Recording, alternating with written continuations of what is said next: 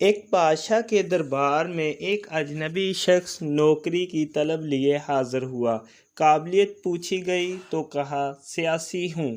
عربی میں سیاسی فہم و تفہیم سے مسئلہ حل کرنے والے معاملہ فہم کو کہتے ہیں۔ بادشاہ کے پاس سیاست دانوں کی بھرمار تھی۔ اسے خاص گھوڑوں کے اسٹیبل کا انچارج بنا لیا جو حال ہی میں فوت ہو چکا تھا۔ چند دن بعد بادشاہ نے اس سے اپنے سب سے مہنگے اور عزیز گھوڑے کے متعلق دریافت کیا۔ اس نے کہا نسلی نہیں ہے۔ بادشاہ کو تعجب ہوا۔ اس نے جنگل سے سائس کو بلا کر دریافت کیا۔ اس نے بتایا گھوڑا نسلی ہے لیکن اس کی پیدائش پر اس کی ماں مر گئی تھی۔ یہ ایک گائے کا دودھ پی کر اس کے ساتھ پلا ہے۔ مسؤول کو بلایا گیا۔ تم کو کیسے پتہ چلا اصیل نہیں ہے؟ اس نے کہا جب یہ گھاس کھاتا ہے تو گائیوں کی طرح سر نیچے کر کے، جبکہ نسلی گھوڑا گھاس منہ میں لے کر سر اٹھا لیتا ہے۔ بادشاہ اس کی فراست سے بہت متاثر ہوا۔ مسؤول کے گھر اناج، گھی، بھنے دمبے اور پرندوں کا اعلیٰ گوشت بطور انعام بھجوایا۔ اس کے ساتھ ساتھ اسے ملکہ کے محل میں تعینات کر دیا۔ چند دنوں بعد بادشاہ نے مصاحب سے بیگم کے بارے میں رائے مانگی۔ اس نے کہا طور و اطوار تو ملکہ جیسے ہیں لیکن شہزادی نہیں ہے۔ بادشاہ کے تو پیروں تلے سے زمین نکل گئی۔ حواس بحال کیے، ساس کو بلا بھیجا، معاملہ اس کے گوش گزار کیا۔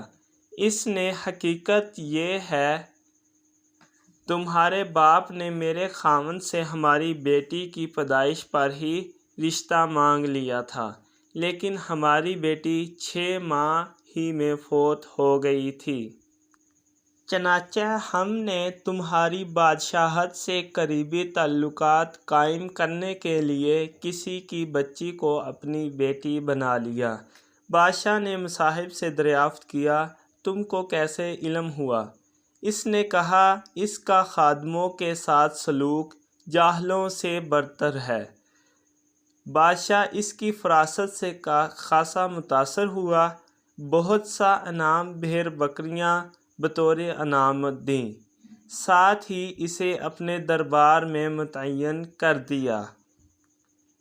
کچھ وقت گزرا، مصاحب کو بلایا، اپنے بارے میں دریافت کیا۔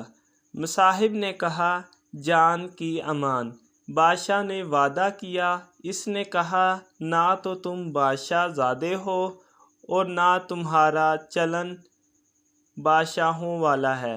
بادشاہ کو تاؤ آیا مگر جان کی امان دے چکا تھا۔ سیدھا والدہ کے محل پہنچا۔ والدہ نے کہا یہ سچ ہے تم ایک چرواہے کے بیٹے ہو۔ ہماری اولاد نہیں تھی تو تمہیں لے کر پالا۔ بادشاہ نے مصاحب کو بلایا، پوچھا بتا تجھے کیسے علم ہوا؟ اس نے کہا بادشاہ جب کسی کو انعام و اکرام دیا کرتے ہیں تو ہیرے موتی جواہرات کی شکل میں دیتے ہیں لیکن آپ بھیڑ بکریاں کھانے پینے کی چیزیں عنایت کرتے ہیں۔ یہ اسلوب بادشاہ زادے کا نہیں کسی چرواہے کے بیٹے کا ہی ہو سکتا ہے۔